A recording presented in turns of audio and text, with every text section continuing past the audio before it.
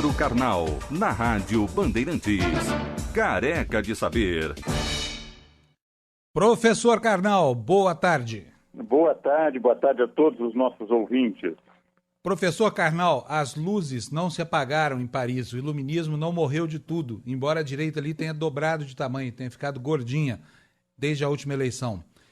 Como é que a gente pode interpretar esse não dos franceses, a plataforma xenófoba, enfim, todos os istas do mundo de Marine Le Pen, o que isso significa para nós acuados aqui pelo terceiro mundo?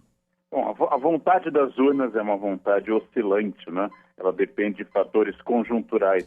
Assim como talvez São Paulo não tenha se tornado petista quando votou a favor de Luiz Erundina, nem tenha se tornado inteiramente malufista quando deu vitória, por exemplo, a Paulo Maluf. Mas nesse momento exato, há uma questão muito importante das urnas francesas.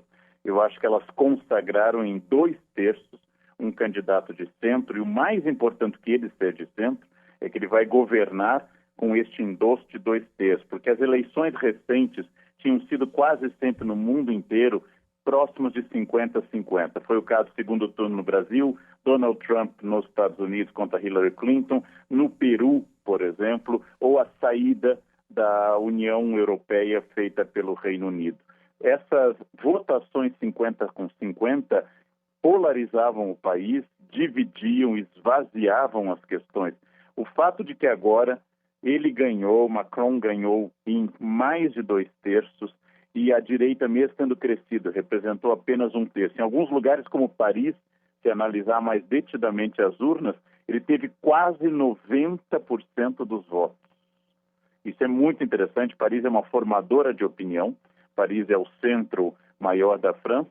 Isso é sinal de que a França optou por permanecer na União Europeia, porque uma vitória da Le Pen significaria um forte desafio à União Europeia, né? Então agora a União Europeia volta a ser praticamente o que era até a década de 70, uma união entre Alemanha e França, com outras economias fortes como Holanda e algumas economias menores, e deixando de lado o Reino Unido. Agora, tudo isso que hoje alegra os centristas e a esquerda e a própria União Europeia, em um ano pode estar totalmente revertido, a começar pelas eleições legislativas que se avizinham. O partido que o Macron fundou para ele mesmo, não? O En Marche, o partido que ele fundou para ele mesmo é um partido novo, sem tradição, que pode levar uma surra nas eleições legislativas dos partidos tradicionais.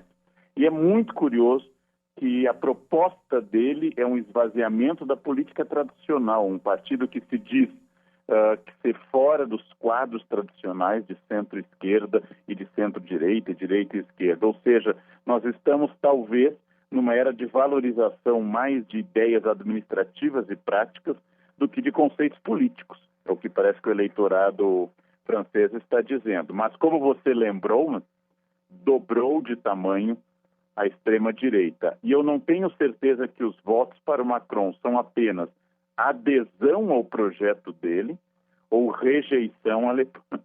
Ou seja, entre os eleitores do Macron tem também uma grande quantidade de pessoas que não era simpática a ele, mas era mais antipática ainda ao projeto da direita, da Frente Nacional, da Le Pen. Né? Professor, a Thaís está me lembrando aqui, hoje nós abrimos o programa com a discussão aqui, eu perdi de goleada aqui no placar dos ouvintes aqui, que se manifestaram pelo WhatsApp, e eu me dobro a opinião, eu só não concordo com ela. Eu me dobro a maioria, mas eu não concordo com ela, não sou obrigado a concordar, tá certo? Isso não é falta de modéstia. Mas eu quero saber a sua opinião, que é muito importante. Não importa que eu perca, não vou nem dizer quem disse o que aqui, tá? Mas o fato é o seguinte, uma juíza de Curitiba proibiu acampamento lá para evitar, enfim, que haja o que se espera lá, né? Confronta essa coisa toda, porque movimentos sociais estão sendo levados pelo PT para acompanhar o depoimento do Lula na quarta-feira. Eu disse, eu vou falar, não tem jeito, né, Thaís? Eu vou falar, mas só não se deixe influenciar por isso, não, tá? Porque eu sei que, sabendo a posição dela, o senhor tende a apoiá-la. O professor Carnal é muito gentil. Pois eu acho ele um gênio. Vamos começar a disputar os adjetivos aqui, ó. Mas, professor, seguinte, a juíza que impediu a manifestação, ela não faz parte da Lava Jato, não tem nada disso.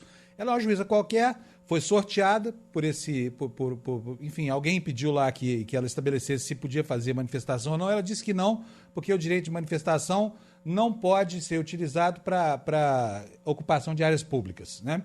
E só que antes disso, muito antes disso, ano passado, ela manifestou algumas posições que, assim, de pasmo diante da corrupção no país, essa coisa toda. Então ela firmou convicção ali. Ela manifestou o que ela pensa como cidadã. O senhor acha que isso impede a juíza de tomar uma decisão sobre a ocupação das ruas de Curitiba no dia do depoimento de Lula? Ela está comprometida pelo que ela disse no Facebook ou não? Na verdade, os juízes têm que voltar a lembrar e têm que voltar a ter a ideia de que quanto menos juiz falar fora dos autos do processo, melhor. O ideal é juiz sem time, sem religião, sem partido político, sem orientação sexual, nada. Ou seja, o marciano, debaixo de uma toga. O juiz deve transmitir a ideia de que ele é uma pessoa mais neutra possível, que a neutralidade é sempre um desejo, ela nunca é uma realidade. A neutralidade é um desejo, é uma utopia, e ela é uma boa utopia, um bom desejo. Mas aí nós temos um drama específico, que é quando os direitos constitucionais e as leis colidem, como acontece em interpretação de Bíblia ou da Constituição. É livre o direito à manifestação de ideias no Brasil, desde que pacífico. Livre o direito a essa manifestação. Em muitos lugares há leis municipais e estaduais sobre a necessidade de avisar as autoridades, por exemplo, sobre manifestações, a necessidade de dirigi-la para áreas específicas. Manifestação não pode se sobrepor ao direito de vida, por exemplo, não pode bloquear o hospital e assim por diante. A nossa Constituição tem direitos que têm que ser interpretados. Por exemplo, ela diz que nós temos direito à propriedade privada e ela diz que a propriedade privada deve ter um sentido social. Então, quando um juiz dá reintegração de posse, ele está optando por uma interpretação e negando outra. Então, nesse caso, existe na Constituição o direito de ir e vir, é um direito fundamental da Constituição. Existe o direito da livre manifestação. Evidentemente, grupos sociais estão sendo dirigidos para exercer uma legítima pressão e outros grupos sociais opostos podem exercer uma legítima pressão. Esses grupos não poderiam impedir acesso a bens fundamentais, nem ocupar sem aviso prévio áreas públicas, mas a livre manifestação, ela é um direito, mesmo que eu não concorde, aliás, especialmente se eu não concordar com ela, porque a liberdade de expressão não indica se eu concordo ou não, ela é um dado em si. Então, tem que ter cuidado com isso, para não parecer que se está tentando blindar exatamente quando se votou a emenda Dante de Oliveira e o general Figueiredo, quando se tratou do restabelecimento possível das eleições diretas no Brasil, o general Figueiredo encarregou um outro general, o general Newton, para praticamente ocupar Brasília, para que não houvesse pressão de grupos sobre a eleição. A pressão de grupos opostos, que sejam opostos ao Lula ou favoráveis ao Lula, é legítima dos dois lados.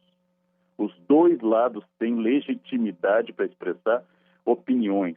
Lula não é um dogma de fé. Eu posso discordar e posso apoiar. Ele não é um dogma de fé. Moro não é um dogma de fé. Eu posso discordar e posso apoiar. Agora, preservados os limites da liberdade de expressão, sem agressão, sem infração da vida, sem quebra e dano de patrimônio público ou privado. Então, eu não conheço a extensão da opinião da juíza e nem do texto para poder dizer se ela proibiu qualquer manifestação ou só em áreas específicas. Eu não conheço. Agora, nós não vivemos um estado de exceção. Um juiz não pode dizer o que eu devo manifestar, mas eu tenho esse direito preservados os limites legais. É ilegal, como eu já disse, depredar patrimônio público. Então, esse é um problema, porque a função do juiz é a interpretação da lei. E a lei constranger o judiciário, né, professor? Também Como? Causar constrangimento, impedir o funcionamento regular do judiciário. Sim, isso é um erro. Por exemplo, não se pode pressionar dessa forma. Mas a pressão da opinião, através de jornais. Os jornais publicam editoriais subjetivos, como hoje todos os jornais brasileiros estão publicando, editoriais subjetivos manifestando uma posição pessoal dos membros do jornal sobre a questão do depoimento do Lula. Isso não é um problema, faz parte da subjetividade da democracia e o direito que os jornais têm de ter opinião contra ou a favor, mesmo que travistam essa opinião como neutra. Olha, professor, eu tenho aqui um trecho do pedido da Prefeitura de Curitiba e a decisão da juíza, né? O que diz a Prefeitura é o seguinte: pediu liminar para a expedição de mandato proibitório a fim de obstar a passagem de pedestres e veículos nas áreas delimitadas, bem como montagem de estruturas e acampamentos nas ruas e praças da cidade. E aí, na decisão, a juíza diz o seguinte: que direitos fundamentais consistentes na liberdade do pensamento e de manifestação não podem se sobrepor ao direito de locomoção, ao direito à segurança e ao direito à propriedade. O problema é que está tudo lá na Constituição, né, professor? Achar a calibragem entre esses direitos, né? Ela está exercendo aquilo que em direito se chama de hermenêutica, uma interpretação, porque de fato ela tem razão, óbvio, o direito de ir e vir é um dos grandes direitos constitucionais. Ele permite até que eu passe por cima da sua fazenda se não houver estrada. Existe um direito mais antigo até que a nossa Constituição que permite que eu atravesse sua fazenda se não houver estrada, porque meu direito de ir e vir se sobrepõe ao seu direito à propriedade. É um direito de passagem. Agora, não deve ser interpretado como proibição da livre manifestação e que as pessoas possam, por exemplo, alugar um espaço ou possam ocupar áreas que não sejam prejudiciais ao tráfego, ao trânsito, ao acesso a hospitais ou ao próprio exercício do judiciário, né? Então, essa é uma questão. Eu já acho que as cidades já poderiam ter um manifestódromo. Seria uma ótima ideia. Talvez um protestódromo. Um manifestódromo, já com apoio para fazer cartazes, né? Lugar para banheiros. Já com isso, já podiam ter cores adequadas, um azul, outro vermelho. Pneus para queimar de vez em quando também, né, pneus, professor? podiam fornecer pneus ecológicos, podiam fornecer pessoas que gritariam no seu lugar, também como é frequente em Brasília você alugar manifestantes. Professor, podia ter na cidade um manifestódromo. A sua ideia é maravilhosa. Vou ligar daqui a pouco para o prefeito aqui para ver se ele aceita essa sugestão. Olha só, eu tenho só mais uma perguntinha aqui para fazer para o senhor, que é o seguinte: Moro divulgou um vídeo outro dia pedindo para que as pessoas não vão fazer manifestação lá em Curitiba. Ele se referiu às pessoas que apoiam a Lava Jato. Foi trucidado por isso. Agora, a Lava Jato tem sim apoiadores e tem detratores também no Brasil, não é? Os advogados de Lula são os primeiros a detratá-la, não é verdade? Tem apoiadores e tem detratores, tem críticos e tem defensores, e as posições estão polarizadas. Isso, de novo, não é ruim. Divergência não é ruim. Eu apenas tenho que reconhecer que quem ataca a Lava Jato é tão brasileiro como quem defende, só que tem um ponto de vista diferente do meu. O ideal seria que essa discussão fosse a mais civilizada possível, mas eu reconheço, eu sou suficientemente realista para entender que se eu sentar com um torcedor de um time específico, vamos dizer, recente campeão aqui em São Paulo, e disser durante a tarde toda que o outro time é melhor, que a minha chance de sucesso é muito pequena. É muito pequena. Por mais que eu seja objetivo e equilibrado, a minha chance de sucesso é muito pequena, porque as pessoas estão discutindo questões prévias e não argumentos objetivos.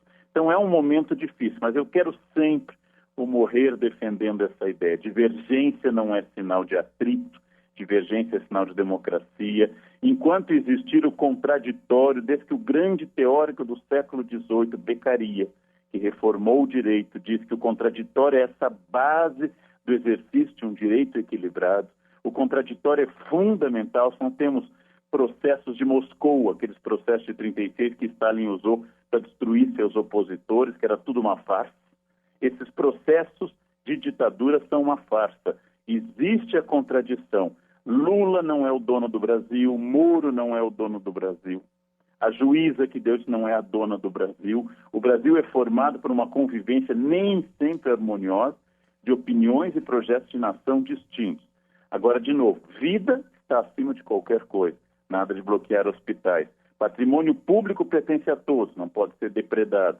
Patrimônio privado não tem nada a ver com isso, ficar quebrando vitrine, mas a livre manifestação de opiniões é um eixo da democracia. Que bom que ela existe. Eu prefiro 1000 vezes gente gritando em Curitiba do que o silêncio das ditaduras. Eu prefiro 1000 vezes o atrito nas ruas, verbal, de pessoas com cartazes em oposição, do que aquela paz de cemitério que são as ditaduras, em geral, de esquerda e de direita no mundo inteiro. Eu prefiro a liberdade de expressão sempre, mesmo quando eu tenho que ouvir uma bobagem atrás da outra, né? Muito bom, professor. Muito obrigado uma vez mais, viu? Imagina, um prazer, uma boa noite para os nossos ouvintes também. Para nós, professor, até quarta. Um beijo. Até quarta.